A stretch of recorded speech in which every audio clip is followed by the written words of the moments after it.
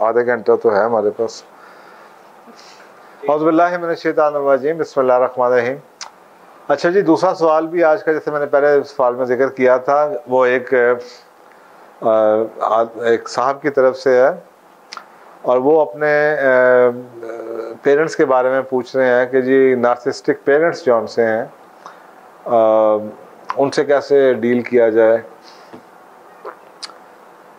देखिए, मैं thank you, सबसे पहले तो शुक्रिया कि आपने ये सवाल पूछा, क्योंकि अगर आप ये सवाल नेट पे जाके ब्राउज करेंगे तो वही कहते हैं ना, वो अपने ही पैमाने से सबको तोलेंगे और वो बहुत बड़ा हमारे मुआशरे में, एक तो मुआशरा हमारा, ऊपर से हमारे दीन में, हमारे रिलीजन में बहुत बड़ी ज़्यादती हो जाएगी।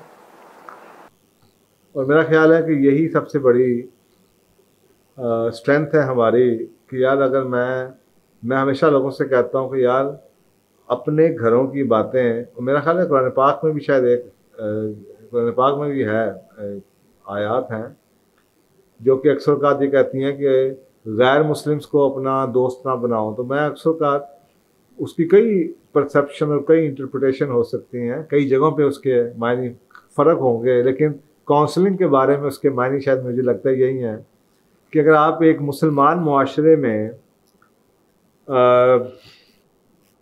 कोई इशू आ जाए साइकोलॉजिकल और आप किसी नॉन मुस्लिम से काउंसलिंग करवा रहे हैं, तो नॉन मुस्लिम को तो नहीं पता कि मुस्लिम मुआशरे की वैल्यूज़ क्या होती हैं। वो तो आपको स्टैंडर्डाइज जवाब देगा और उसी बैकग्राउंड से जवाब देगा जो उसका बैकग्राउंड होगा, जो कि हमेशा शायद 99% केसेस के अंदर इस्लाम की टीचिंग से शायद टोटली अपोजिंग हो। सो आपका क्वेश्चन जो सा है उसमें कुछ चीज़ें एम्बिग्विटीज़ हैं। मसलन मुझे, आपने पेरेंट्स का नाम लिया, मुझे नहीं पता कि वो माँ है या बाप के बारे में आप पूछ रहे हैं, और इसी तरीके से आपने मुझे आपकी उम्र का नहीं पता, मुझे ये नहीं पता कि आप शादीशुदा हैं या आप शादीशुदा नहीं हैं, और इस तरह की कई चीज़ें हैं जो कि आप मेरे सामने होते तो मैं ज़रूर आपसे सवाल पूछता या आपको देख के मुझे पता चल जाता।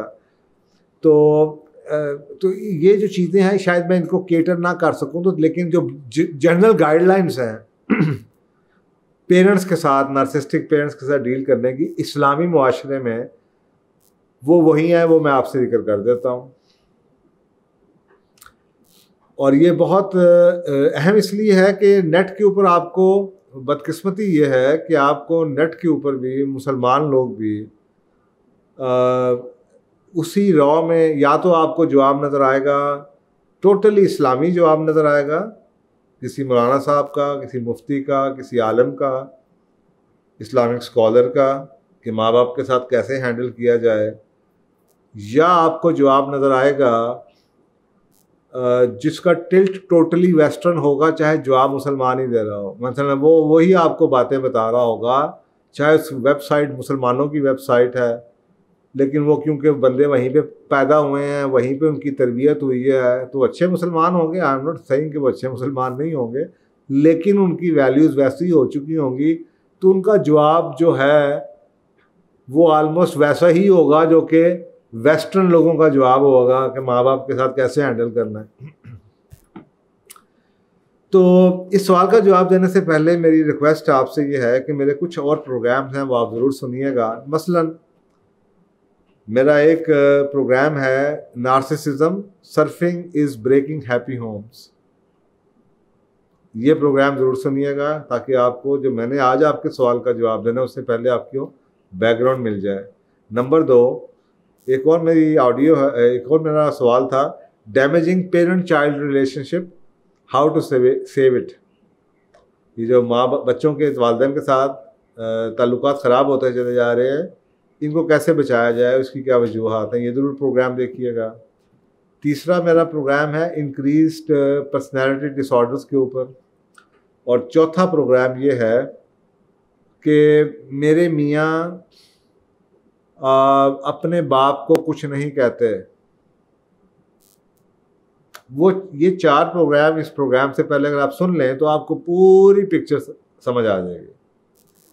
तो ये हैविंग सेड दैट, अब मैं आपके सवाल की तरफ आता हूँ। देखें, माँ बाप में नार्सिसिस्टिक बिहेवियर जो आजकल आपको लगता है या नज़र आता है, वो क्या करते हैं मैं आपको बता देता हूँ। जिसको आज हम नार्सिसिज्म में डाला हुआ है हमने, कुछ साल पहले इनमें से कई चीज़ें नहीं होंगी नार्सिसिस्ट बिहेवियर में।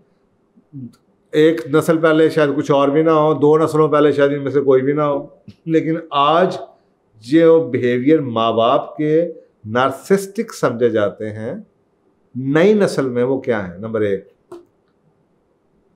नंबर एक ये है कि जी मेरे माँ बाप मुझे कोई डिग्री अपनी मर्जी की करवाना चाहते हैं, अपनी मर्जी से पढ़वाना चाहते हैं। और ये आजकल के बच्चे इसको नार्सिसिस्टिक बिहेवियर समझते हैं, क्योंकि ये वेस्ट की किताबों में, नेट पे ये लिखा हुआ कि नार्सिसिस्टिक बिहेवियर है। आप खुद सोचें, इस पे तो आप बड़े अच्छे तरीके से, मैं ये नहीं कह रहा कि माँ बाप को करना चाहिए, लेकिन एक माँ बाप की ख्वाहिश होना और गन पॉइंट के ऊपर उनका किसी चीज़ को करवाना और ये कहना कि मैं अगर तुमने ये ना किया तो मैं तुम्हें घर से निकाल दूँ, वो एक सेपरेट चीज़ है। लेकिन एक ख्वाहिश होना है कि आप किसी को नार्सिसिस्टिक बिहेवियर का इल्ज़ाम नहीं लगा सकते। उनकी ख्वाहिश होती है और आपको पता है यहाँ पे मुआशरे की वजह से होती है। इसी तरीके से माँ बाप की ये ख्वाहिश होना कि अपनी औलाद की शादी किसी ख़ास कबीले, किसी ख़ास रिश्तेदार के साथ, किसी ख़ास क्लास में करवानी है, ये एक नार्सिसिस्टिक बिहेवियर समझा जाता है।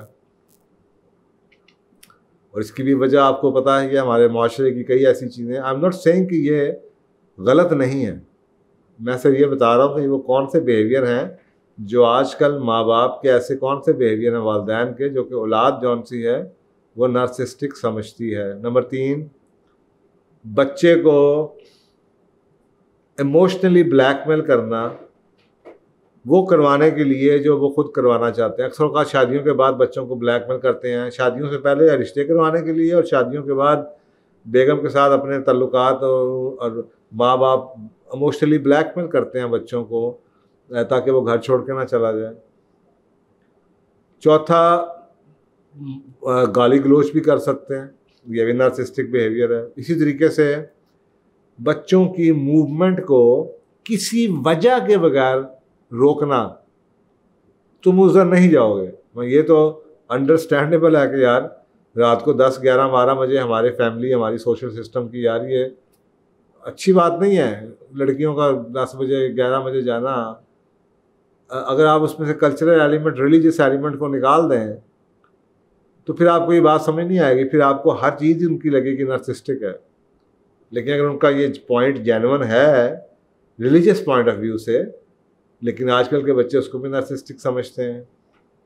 इसी तरीके से बच्चों को, और ये मैं बहुत देखता हूँ स्पेशली बिजनेसमैनों के बच्चों में, जहाँ पे बच्चे की तमाम लाड प्यार नखरे बर्दाश्त किए जाते हैं, गाड़ियाँ लेके दी जाती हैं, वो बड़ा लाडला होता है, जितने मर्जी बाप से पैसे मांगे अपने ऊपर खर्च करे, लेकिन बच्चे को फाइनेंशियली इंडिपेंडेंट नहीं किया जाता। अगर वो ये अपनी मर्जी करना चाहे तो उसको अपना घर, अपनी जायदाद सब कुछ छोड़नी पड़ेगी, और वो फादर फंस जाता है, वो छोड़ नहीं सकता। तो ये एक आपको बिहेवियर नज़र आता है। इसी तरीके से बच्चों में फिज़िकल अब्यूज़ भी करते हैं बाज़, कई क्लास ऐसे, कई आपको मुआशरे के सेगमेंट ऐसे नज़र आ जाएंगे जहाँ पे बच्चों को मारा भी जाता है, विच इज़ रॉन्ग।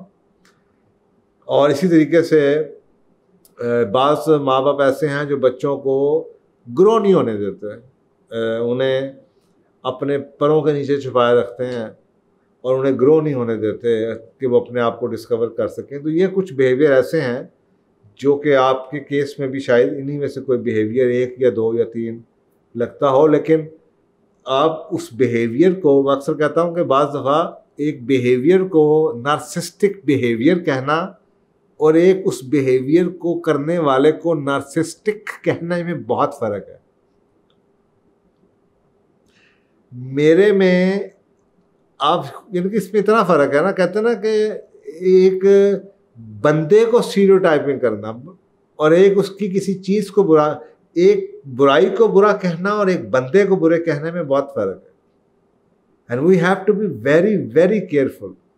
जो हम बदकिस्मती से हम इस चीज़ को इग्नोर कर देते, हम एक बिहेवियर देख के, दो बिहेवियर देख के, आप मज़े की बात यह है जब आप नेट पे चीज़ें पढ़ते हैं ना, वो इतने ड्रामेबाज हैं, I am sorry to use this word, कहते हैं ना घर की वो क्या जो घर का भेदी लंका डाया है, तो मैं घर का भेदी हूँ, मैं वैसे पढ़ा हूँ, उनके साथ रहा हूँ, उनके साथ मैंने तरबियत नहीं, मुझे पता है। तो मैं आपको बता रहा हूँ वो ऐसे मैनिपुलेट करके राइटिंग करते हैं कि हर बंदे को कोई ना कोई अपने अंदर बीमारी, अपने अंदर वो ट्रेट जरूर नजर आता है। ऐसे ब्रॉड डेफिनेशनें लिखी जाती हैं, आप कोई वेबसाइट में किसी बीमारी को खोल के बैठ जाएं, उसके जो सिम्टम्स पढ़ेंगे ना, आपको हर बीमारी का कोई ना कोई सिम्टम जरूर नजर आएगा, और वो आपको ये नहीं बताएंगे कि इनमें से कितने सिम्टम्स होंगे तो आपको बीमारी है। आप एक देखेंगे, दो देखेंगे, आप कहेंगे हाय मुझे तो ये भी है, मुझे तो वो भी है, मुझे तो ये भी है, मुझे तो वो भी है। तो शायद आपके केस में भी शायद आपके वालिद साहब एक करते हो, दो करते हो, तीन करते हो, तो जितने ज़्यादा करते होंगे उतने ज़्यादा नार्सिस्टिक बिहेवियर ज़्यादा होंगे। बट स्टिल अगर आप उनको नार्सिस्टिक कहेंगे, दैट इज़ रॉन्ग, क्योंकि उसके लिए बहुत कुछ टेस्ट और बहुत कुछ करने की ज़रूरत है, बहुत 1-to-1 मीटिंग की ज़रूरत है, बड़ा पर्सनैलिटी एनालिसिस और डिसऑर्डर के लिए ऊपर क्वेश्चनर्स हैं, और वो एक ट्रेंड बंदा ही कर सकता है, वो एक आम आदमी किसी को लेवल नहीं कर सकता। तो ये जनाब बिहेवियर्स हो गए। अब ये है कि उन्हें हैंडल कैसे करना है माँ बाप को, ये स्पेशली मैं आपको बता रहा हूँ, माँ बाप को वेस्ट में मत जाइएगा, और ये मुस्लिम सोसाइटी की बात कर रहा हूँ। मुस्लिम माशरे के अंदर माँ बाप को आपने कैसे हैंडल करना है। देखें, सबसे पहले तो आप उनकी अंडरस्टैंड करें पोजीशन को, where are they coming from. मेरे वालिद साहब इंजीनियर थे, उनकी बड़ी ख्वाहिश थी कि मैं अभी इंजीनियर बन जाऊँ। क्यों? उन्होंने इंजीनियरिंग का इतना सेटअप इकट्ठा किया हुआ था, इतनी उनके पास गैजेट्स है, इतना उनका एक्सपीरियंस था, इतना उनका प्रोफाइल था, इतने उनके जनाब दोस्त यार थे कि शायद वो ये सोचते थे कि जनाब मेरा बेटा अगर बन जाएगा इंजीनियर तो इसके लिए बड़ी आसानी हो जाएगी। आपको सोचना एक डॉक्टर है, तो अब मैं आपको एग्जांपल देने लगा हूँ, तो आप प्लीज़ ज़रा तहम्मुल कीजिएगा। आपको लगेगा कि 80% फैमिली जिनमें खुद वो डॉक्टर्स हैं, माँ बाप, वो अपने बच्चों को हर हालत में नंबर आए ना आए डंडे के ज़ोर पे पैसे खर्च करके प्राइवेट कॉलेजों में पढ़ा के भी डॉक्टर बनाते हैं। तो क्या वो नार्सिस्टिक बिहेवियर नहीं है? ये तो हर कोई करता है।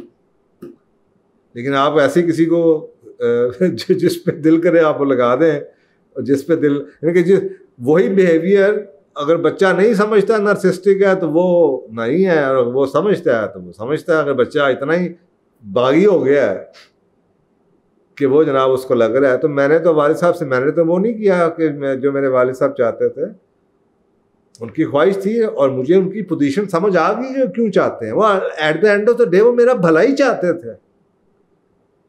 लेकिन ये बात सुन के ही और कम्युनिकेट करके ही पता चल सकती है ना कि उनका वो क्यों चाह रहे हैं जो वो चाह रहे हैं। इसी तरीके से एक आदमी है, जिम्मेदार है, या एक आदमी जनाब डॉक्टर है, या एक कोई भी शोबे में है, उसने एक बड़ी गुडविल बनाई है, एक दुकान खोली है, उसका एक सप्लाई चेन डेवलप किया, उसने दुकान की एक गुडविल है। तो बहुत से लोग हैं जो कि ये चाहेंगे, बच्चों की भलाई के लिए चाहेंगे कि यार बाप का नाम है, ख़त्म नहीं होना चाहिए। तो मैंने इतनी मेहनत की है ज़िंदगी में, 30-40 साल से मैंने वो कुछ पढ़ किया है जो मेरा डाइवर्स एक्सपीरियंस है। अगर मैं चाहूँ कि मेरे बच्चों में से कोई ये काम ज़ाया ना हो, सीख ले, तो क्या ये नार्सिस्टिक बिहेवियर होगा? हाँ, अगर मेरा बच्चा नहीं चाहता तो वो एक बच्चा मुझे कहे जनाब ये तो नार्सिस्टिक बिहेवियर है, दूसरा जो चाहता है वो कहेगा जी ये तो मेरे लिए तो मेरे बाप ने दुनिया जहाँ की आसानियाँ पैदा कर दी, तो ये तो पर्सन टू पर्सन वेरी करेगा। लेकिन आई थिंक आपको उनकी बात समझ ज़रूर आनी चाहिए, उनकी पोजीशन को ज़रूर समझना चाहिए, उनकी लाइफ क्या थी, उनका टाइम फ्रेम क्या था, वो क्यों चाह रहे हैं, ताकि वो उसके पीछे इनके लॉजिक क्या है। और ये कुरान पाक में सूरह लुक़मान की ना एक आयत है 14 नंबर, वो उसका मैं तर्जुमा आपको सुनाता हूँ। और हमने इंसान को जैसे उसकी माँ तकलीफ़ पे तकलीफ़ सहकर पेट में उठाए रखती है, और आखिरकार वो 2 बरस में उसका दूध छुड़ाना होता है। इसके माँ बाप के बारे में ताकीद की है। इंसान को अपने माँ बाप के बारे में अल्लाह कह रहे हैं कि मैंने ताकीद की है कि मेरा भी शुक्र करता रहना और अपने माँ बाप का भी, और याद रखो कि तुमने मेरी तरफ लौट किया। तो क्या ये शुक्र हम कर रहे हैं माँ बाप का? अल्लाह तो कह रहा है कि जो उन्होंने तकलीफ उठा ली है ना तुम्हें पैदा करके, ये हमारे दिमाग में ना एक है कि माँ बाप मुझे बड़ी अच्छी तरबियत देंगे, मुझे जनाब मेरी मर्जी सारा करने देंगे तो फिर मैं उनका शुक्र करूँ। आजकल के बच्चे आके कहते हैं, मैं कहा I think you should be grateful to your dad. कहते फॉर व्हाट? ऐसे ऐसे बच्चे बातें करते हैं। तो उनको मेरा ख्याल है सादर है वो इसलिए करते हैं कि उन्होंने ये कुरान नहीं पढ़ा। इसमें तो ये नहीं कहा जा रहा कि जनाब वो आपकी बात मानेंगे तो आप उनका शुक्र अदा करें। You have to be grateful for whatever. तो उनकी पोजीशन ये है, उनका रिगार्ड ये है, उनका लेवल ये है, उनका रोल ये है, उनका मर्तबा ये है। Just be grateful for whatever they have done to you. Be grateful. It doesn't mean कि उनकी हर गैर इस्लामी बात को आप माने, लेकिन जस्ट बी ग्रेटफुल। इनके इसकी मिनिमम मायने भी ये हैं, just have some empathy, just try to understand where they're coming from। भाई वो तुम्हारे माँ बाप हैं। नंबर 2, इसके ऊपर एक इब्ने माजा की हदीस है, और जाबिर इब्ने अब्दुल्ला से रवायत है कि रसूल पाक सल्लल्लाहु अलैहि वसल्लम ने फरमाया, एक उनके आवाज़ कोई आदमी आया तो रसूल पाक सल्लल्लाहु अलैहि वसल्लम ने रसूल पाक सल्लल्लाहु अलैहि वसल्लम से पूछा उसने कि या रसूल अल्लाह, मेरे पास दौलत है, बच्चे हैं, और मेरा बाप चाहता है कि मेरी सारी जायदाद ले ले और मेरे पास कुछ ना छोड़े। सोचने वाली और सुनने वाली हदीस है कि एक आदमी बता रहा है कि मेरे पास वेल्थ है और मेरी औलाद भी है, और मेरे वाले साहब ये चाहते हैं कि मेरी सारी जायदाद ले ली जाए और मेरे पास कुछ ना छोड़ा जाए। तो रसूल पाक सल्लल्लाहु अलैहि वसल्लम ने फरमाया कि तुम और तुम्हारी जायदाद बिलोंग्स टू योर फादर। तुम और तुम्हारी जायदाद, एक तरफ तो आप अपने वालिदैन से अपनी चीज़ें मांग रहे हैं। मैं आपको ये बताना चाह रहा हूँ कि इस्लाम के रूह से तो जो तुम्हारा है वो भी तुम्हारे बाप का है। व्हाट टू से जो उसका है, उसके तो हुकूक कितने ज़्यादा है। ये बात को अंडरस्टैंड करने की ज़रूरत है, और ये सिर्फ उसी वक्त आप अंडरस्टैंड कर सकते हैं कि अगर आपका लिंक हो और आपको पता हो कि आप किस, अगर आप मुसलमान हो ये मुआशरे में साइकोलॉजिस्ट हैं, you need to understand, you need to know all this. Number 1। Number 2, माँ बाप के साथ डायलॉग कीजिए, माँ बाप के साथ दोस्ती कीजिए, माँ बाप की बात को समझिए, माँ बाप की बात को सुनिए। देखिए अक्सर बात होता ही है, माँ बाप चैलेंज होना पसंद नहीं करते। मैंने आपको बताया है दे आर द पेरेंट्स। उन्होंने बड़ी कुर्बानियाँ दी होंगी, पता नहीं किस किस तरीके से। हर माँ बाप अपनी कुर्बानी अपने हिसाब से देते हैं। पता नहीं आपके माँ बाप कितनी रातें जागे होंगे आपकी वजह से, आप क्या कुछ जगाते होंगे उन्हें।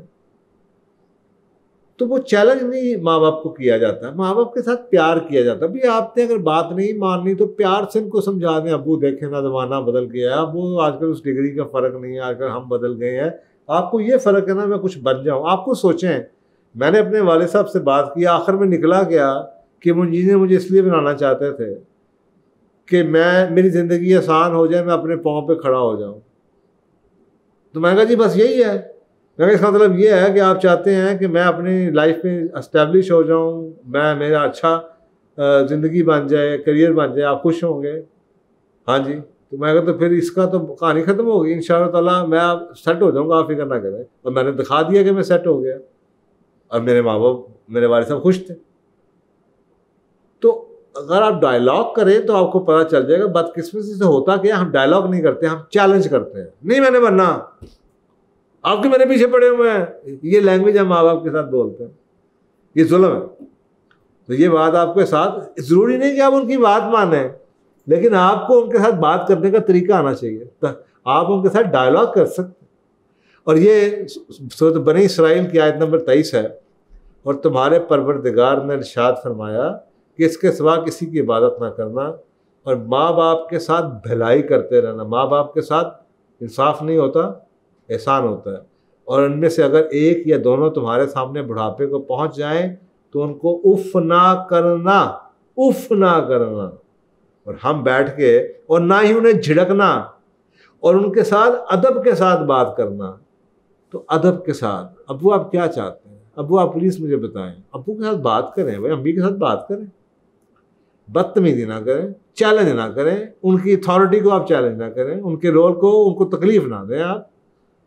तो ये मेरा ख्याल है कि समझने की बहुत ज़रूरी है। कोई बात भी है उनसे बात करें। आप औलाद ही रहेंगे, आप जो मर्जी बन जाए, और वो बाप ही रहेगा जो मर्जी आप उसको जो मर्जी समझ लें, वो बाप है, अल्लाह ने उसको अथॉरिटी दी हुई है। और आपको पता है जो पावर की साइंस है, जो साइकोलॉजी ऑफ पावर है, वो कहती है ये जो बाप की ताकत है ना, ये लेजिटिमेट पावर है। जैसे आपने मुल्क में जनाब या आपके इदारे में एक बंदा वो CEO बन गया है, अब उसके पास लेजिटिमेट पावर है, वो CEO आपका मैनेजर है, वो लेजिटिमेट आपका मैनेजर है, आपको सुनना पड़ेगा उसकी बात, आपको पसंद है या नहीं है भी सुनना पड़ेगी। इसी तरीके से जो बाप के पास बाप होने के नाते एक पावर अल्लाह ने उसको दिया है, वो लेजिटिमेट पावर है, भाई मैं बाप हूं, जो मर्जी तुम करो, मैं तो बाप हूं। तो ये वेस्ट में ये वो साथ है ना, सारी 5 उंगलियां उन्होंने काट के बराबर कर दी हैं, सारे बराबर हैं, बाप भी बराबर है, हस्बैंड भी बराबर है, बीवी भी बराबर है, सब एक जैसे ही हैं। इस्लाम में नहीं है।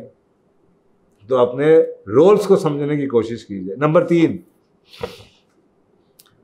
बल्कि इसके ऊपर ये दूसरे नंबर के ऊपर मुझे एक बुखारी शरीफ की हदीस भी है जो मैं कोट करना चाहूँगा। रसूल पाक से पूछा गया कि अल्लाह के नज़दीक सबसे अजीज़ नेकी क्या है? तो आपने फरमाया नमाज पढ़ो अपने वक्त पे। फिर पूछा गया कि या रसूलल्लाह इसके बाद? तो फरमाया गया इसके बाद इससे, यानी कि नमाज पढ़ने के वक्त पे नमाज पढ़ने के बाद सबसे बड़ी नेकी क्या है कि अपने माँ बाप के साथ ड्यूटीफुल होना और उनके साथ अच्छा होना, अपनी जिम्मेदारियों को पूरा करना, अपने माँ बाप के साथ एहसान करना। ये नेकी इतनी बड़ी नेकी है। अब आप इनको बराबर नहीं समझ सकते किसी चीज़ के लिए, उनके पास अथॉरिटी है, अल्लाह ने दी। जब आप बाप बनेंगे फिर आपको शायद बात समझ आएगी। इसी तरीके से अपने माँ बाप के साथ काइंडनेस के साथ, अच्छे तरीके के साथ उनको समझाने के लिए, चाहे आपको 3 महीने लगे, चाहे आपको 6 महीने लगे या आपको साल लगे, आई थिंक आपको सब्र सीखने की ज़रूरत है, आपको स्किल सीखने की ज़रूरत है कि आप माँ बाप के साथ उनके प्यार से उनको समझाने की कोशिश करें, सब्र तो हम्बल के साथ, बजाय इसके कि आप उन्हें उनके अगेंस्ट खड़े हो जाएं। तो ये जनाब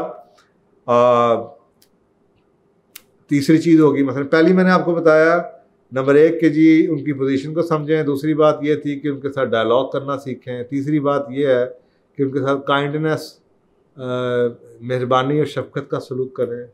चौथी चीज़ जौन सी है वो ये है कि उनके साथ माँ बाप की ना अक्सर औक़ात ये जो नार्सिसिज्म, अगर आप इसको स्टडी करें ना, तो जो इसमें स्पेशली कंट्रोल की चीज़ है, कहा जाता है कि जो नार्सिसिज्म है ना वो बड़ी एज में बढ़ जाती है, बढ़ती शायद ना हो, लगता है बढ़ गई है।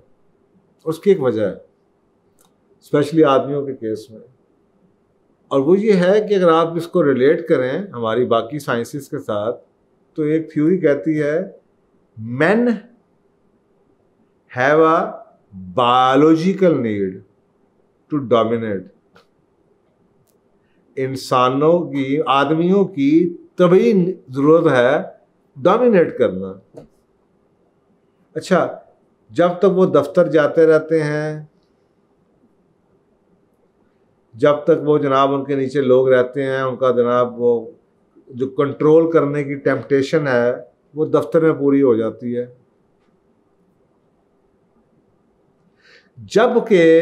जब वो घर बैठ जाते हैं, रिटायर हो जाते हैं, बूढ़े हो जाते हैं, तो अब वो जो उनकी एक बायोलॉजिकल नीड है डोमिनेट करने की, वो पूरी नहीं हो रही होती। तो शायद फिर वो घर में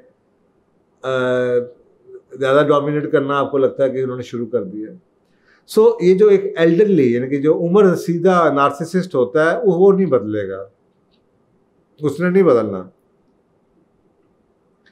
यहाँ तक कि जो साइकोलॉजिस्ट हैं वो ये कहते हैं कि narcissistic personality order notoriously difficult है इवन के यंग स्टेज पे, यंग उम्र में बदलना, जब तक ये बंदा खुद ना चाहे। तो ये तो भूल ही जाए कि उस उम्र में जाके किसी का एनपीडी वो अपने वाले साहब जॉनसन आपके वो अपना आपको अपने आप को नार्सिसिस्टिक समझ के उसका इलाज करवाएंगे। आपको समझना पड़ेगा। अब आप क्या कर सकते, एक तरफ तो ये कि अगर आप कुछ कोशिश करें कि जी आप अपने लिए कोई ऐसा एस्केप का रूट बना लें। मसलन अगर आप घर में बैठे हुए हैं और आपके पास चॉइस ही नहीं है और आपको अपने माँ बाप की बात माननी पड़ती है और आपको लगता है कि यार मैं बस मेरा अब सब्र ख़त्म हो गया है, तो अगर आपके पास कोई वे आउट है, मसलन आप जॉब पे चले जाते हैं, 8 घंटे उधर गुजार दिए, 2 घंटे और किसी एक्टिविटी में जनाब कोई क्लब चले गए, कोई वॉक करने चले गए, कोई साइकिलिंग पे चले गए, कोई जॉगिंग पे चले गए जनाब, तो वो जो आपको एक फीलिंग मिल रही है ना कि मैं पागल हो रहा हूँ, मेरे वालिद साहब ने मुझे पागल कर दिया है, वो फीलिंग कम हो जाएगी क्योंकि आपके पास कोई सपोर्ट ग्रुप हो जाएगा। लेकिन अगर आप घर में ही बैठ के उनके साथ सवाल जवाब भी करते रहेंगे तो आपको लगेगा, किसी भी नार्सिसिस्ट के साथ आपको लगेगा शायद आपके, तो आपको अपने मसल्स बिल्ड करने हैं, आपने अपने आप को डेवलप करना है, आपने उनको चेंज नहीं करना। आप उनको चेंज करने का फोकस छोड़ दें, आपने ये सीखना है कि आपने उनको हैंडल कैसे करना है। तो अपने मसल बिल्ड, आप थक गए हैं, आपको दिल कर रहा है मैं बाल खींचूं अपने यार, तो कोई बात नहीं, आप बाहर निकल जाएं, काम शाम करके आ जाएं, अपनी एनर्जी को ज़रा सा रिन्यू कर दें, क्या क्या लगा के वापस आ जाएं, थोड़ी सी एनर्जी को रिजुविनेट करेंगे, थोड़े से वालिद साहब भी थक गए होंगे या थोड़ी सी आपकी में पॉजिटिविटी आ गई होगी या टाइम थोड़ा सा एस्केप मोड में चले जाएंगे। तो this is how you will be living. तो इसलिए आपको ये समझना चाहिए कि जी जो आपने मेथडोलॉजी यूज़ करनी है वो आपने अपने लिए यूज़ करनी है। कोई दवाई तो दे नहीं सकते आप उनको कि जनाब उनको उनकी नार्सिसिज्म कम हो जाए। तो एक मैंने बात की कि आपने अपने आप को बिजी रखना है। अगली बात जो 5वां पॉइंट है वो ये है कि अब आप उनको भी बिजी रखने की कोशिश करें। जैसे मैंने पहले ये कहा कि आदमियों की तभी ज़रूरत होती है डोमिनेट करने की। तो अगर वो घर में बैठे रहेंगे रिटायरमेंट के बाद तो आपको लगेगा कि उनका नार्सिसिज्म बढ़ रहा है। अब आप ये कर सकते हैं कि एक तरफ आपने अपने लिए कोई एक्टिविटीज़ हेल्दी रखी हैं जहाँ पे आप अपने आप को दोबारा से कंट्रोल में आ जाएं, थोड़ा सा खुश हो जाएं, थोड़ा सा आपका फोकस चेंज हो जाए, एनर्जी दोबारा से आ जाए। और दूसरी तरफ आप ये कर सकते हैं कि अपने वालिद साहब को या पेरेंट्स को बिज़ी रखें, उनको थोड़ा सा बिज़ी कर दें, उनको अपनी उम्र में कोई क्लब ज्वाइन करवा दें, किसी मस्जिद कमेटी में शामिल कर दें, उनकी कोई एक्टिविटियाँ 2-3 शुरू करवा दें। तो आपको लगेगा कि उनकी भी जो टेम्पटेशन है घर में कंट्रोल करने की, जब वो बाहर जाना शुरू करेंगे और उनको कोई ऐसा मिल जाएगी, आउटलेट मिल जाएगी जहाँ पे वो अपनी नार्सिसिज्म की नीड पूरी कर सकते हैं, तो वो आपके लिए आसानी हो जाएगी घर में। उनको बिज़ी करने की कोशिश कीजिए। अगर वो जॉब कर सकते हैं, टीचिंग कर सकते हैं, किसी फिलंथ्रॉपिक काम कर सकते हैं, कोई सोशल किस्म का सोशल वर्क कर सकते हैं जहाँ पे वो बिजी। मैं कई लोगों को जानता हूँ जिन्होंने अपने दफ्तर में बेटा बड़ा हो गया, बाप बूढ़ा हो गया, बाप की दुकान थी, बाप ने बिज़नेस इस्टेब्लिश किया था, बेटा चलाते हैं, और वो सुबह बाप जौन सा है वो बेटे के साथ आ जाता है गाड़ी में बैठ के, और दफ्तर में फैक्ट्री में बेटे ने जनाब एक कमरा बनाया हुआ है। वो बाप वहाँ पे बैठ के सारा दिन अपने दोस्तों यारों से गप्पे मारता रहता है, कभी इसको बुला लिया, उसको बुला लिया, चाय चाय पी ली। उसकी जो कंट्रोल की नीड है ना, वो चेयरमैन की जो पोजीशन होती है ना अदारों के अंदर, वो अक्सर का जो फैमिली ओन बिजनेस है उसमें जो चेयरमैन होता है ना, वो वाले साहब होते हैं कि इनको जनाब आपने जगह दी हुई है कि इनका थोड़ा सा रोप शोप कंट्रोल। तो अगर आप ये कर सकते हैं तो आप भी कर लें। आप अगर दफ्तर चला रहे हैं तो आप उनको साल दे जा करें, आप उनको वहाँ पे बिठा दिया, बड़के छड़के मार लिए उन्होंने, और वो रोप शूप करके थोड़ा सा वो बेहतर फील कर देंगे। तो ये चीज़ें आप ट्राई कर सकते हो। अगर आप ये नहीं कर सकते तो फिर आप मोहल्ले में इधर उधर कहीं उनको एंगेज करने की कोशिश कीजिए। तो ये 5 चीज़ें हो गई। उसके बाद जनाब छठी चीज़ जो आप कर सकते हैं आखिरी, वो ये है बेसिकली उनके लिए दुआ करें। देखें ये जो टॉक्सिसिटी होती है ना, जो हमें हो सकता है कि ये इसलिए नहीं है कि आपके माँ बाप बुरे हैं, ये इस वजह से भी हो सकती है कि हमें पता ही नहीं कि इन चीज़ों को हैंडल कैसे किया जाता है।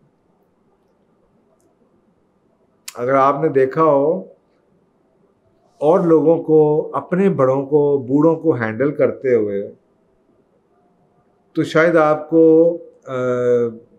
अपने वालिद साहब या अपने पेरेंट्स जो उनसे इतने सख्त ना लगें। अक्सर औक़ात हमें अपने वालिदैन इसलिए सख्त लग रहे होते हैं कि हमें बाहर का पता ही नहीं होता। तो ये वजह हो सकती है, जिस वजह को अब आपके सामने जो आप कर सकते हैं वो यही है कि जनाब आप उनके लिए दुआ करें। और आपको पता है इसका बहुत रिवॉर्ड है।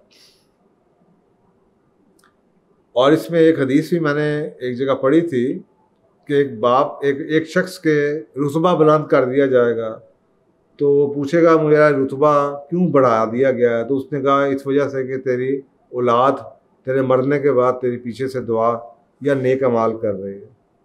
तो जो दुआ है इसका बड़ा फ़ायदा, और ये एक स्पेशली दुआ है। सूरत बनी इसराइल में ये अल्लाह सुब्हानहू व तआला ने हमें अपने माँ बाप के लिए जो दुआ है ये सिखाई है। रब्बी रहमहुमा कमा रब्बी यानी सगीरा, ऐ परवरदिगार जैसा इन्होंने मुझे बचपन में मेरी परवरिश की प्यार मोहब्बत से, तू भी इनके हाल पे रहमत फरमा। और पता नहीं उनमें क्या, आपको पता है एक आदमी है ज़िंदगी उसने गुजार दी है, बुढ़ापे में वो आ चुका है, उसको अपनी बीमारियां लगी होंगी, ज़िंदगी में शायद उसको रिग्रेट्स भी होंगे, अपने लाइफ उसकी ख़त्म हो रही है। लोगों को और बड़े साइकोलॉजिकल मसले होते हैं, पता नहीं वो किस स्टेट ऑफ माइंड में है। तो आपको लग रहा है he is trying to be difficult with you, but probably maybe he is the one जिसको आपकी टेंशन चाहिए, बजाय इसके कि आप इस उम्र में उसे अपनी मसलों में या उससे लड़ाई डाल के बैठे हुए हैं। तो अंडरस्टैंड कीजिए कि इस उम्र में उनके क्या मसाइल होंगे जो गुस्सा बन के आपके ऊपर आपको नज़र आ रहे हैं आते हुए। तो इस सूरत में बेहतरीन चीज़ आप ये कर सकते हैं, उनके लिए दुआ करें जितनी कर सकते हैं कभी। और ये उनके लिए भी बेहतर है, ये आपके लिए भी बेहतर है कि आप अपने माँ बाप के लिए दुआ करते हैं, उनके लिए अच्छे एहसासात रखते हैं, अच्छे जज्बात रखते हैं, और इसी दुआ में बड़ा असर होता है। इसी दुआ में अल्लाह जैसे उन पर रहम, जैसे आप दुआ में, इसकी दुआ का मायने ही है कि अल्लाह जैसे इन्होंने बचपन में मेरे परवरिश की, मुझ पर शफकत की, रहम किया, अल्लाह तो इन पर रहम कर। शायद आपकी इस दुआ से कि अल्लाह ताला इन पर रहम फरमा, उनका गुस्सा अगर है, उनमें कोई एग्रेशन है, उनमें कोई कमियां हैं, उनको कोई डिप्रेशन है, उनमें कोई एंजाइटी है, कोई बीमारी है, अल्लाह ताला उनकी ज़िंदगी आसान कर दे, तो एज अ रिज़ल्ट आपकी ज़िंदगी आसान हो जाए। दूसरी बात जो मैं आपको एक बताना चाहता हूँ, ये तो मैंने आपको, ये स्टैंडर्ड मैंने आपको 6 तरीके बता दिए, 6 चीज़ें कि आप क्या कर सकते हैं।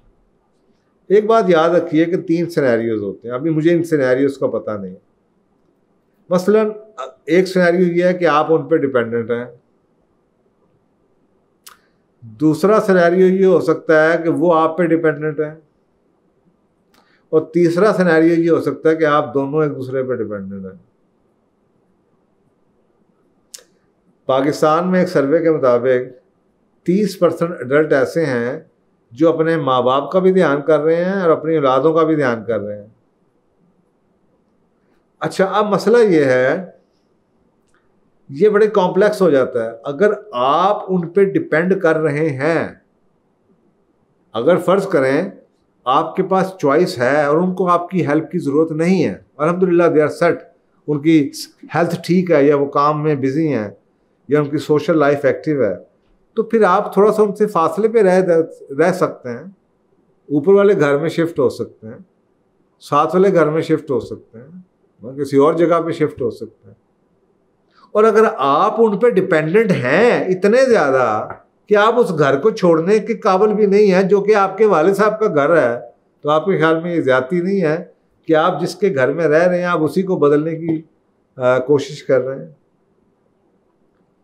तो उन्होंने तो जो किया सो कर दिया, लेकिन अब आप तो अपने ऊपर, अब आप तो एक ज्यादती कर रहे हैं ना कि आप उनको उन्हीं के घर में रह के ये करने की। और अगर आप को डिपेंडेंट हैं, आप उनके साथ इसलिए भी रहना चाहते हैं कि आपको घर चाहिए और उनको केयर चाहिए, तो फिर आप ऐसे कर सकते हैं कि ऊपर नीचे शिफ्ट हो सकते हैं, साथ साथ रह लें, ताकि थोड़ा सा आपके पास स्पेस मिल जाया करे आपको, कि सारा हर वक्त आपको उनकी सुननी ना पड़े, आपको थोड़ी सी स्पेस मिल जाए। आप बैठे आधा घंटा घंटा आपने उनकी सुन भी ली, सर झुका के प्यार मोहब्बत भी किया, पाँव को हाथ भी लगाया, दुआ भी मांगते रहे, गले भी लगा लिया, उसके बाद ऊपर चले गए, आराम से जाके सांस लिया, बीवी से बात कर ली और बात ख़त्म हो गई। आपने उनके सामने उफ नहीं करना, उनसे लड़ना नहीं है। और ये वैसे भी आपको पता है, ये जो रिश्ते को चलाना है, अगर आप मजबूरी में हैं और उस घर को छोड़ने के काबिल नहीं हैं, तो फिर तो कोई नेकी नहीं है। नेकी तो ये है कि आपके पास इख्तियार है, आप अलहदा भी रह सकते हैं, लेकिन आप उसके बावजूद भी रिश्तों को बरकरार रखे हुए हैं। तो यही तो अल्लाह सुब्हानहू तआला के लिए सारी सबसे बड़ी बात है।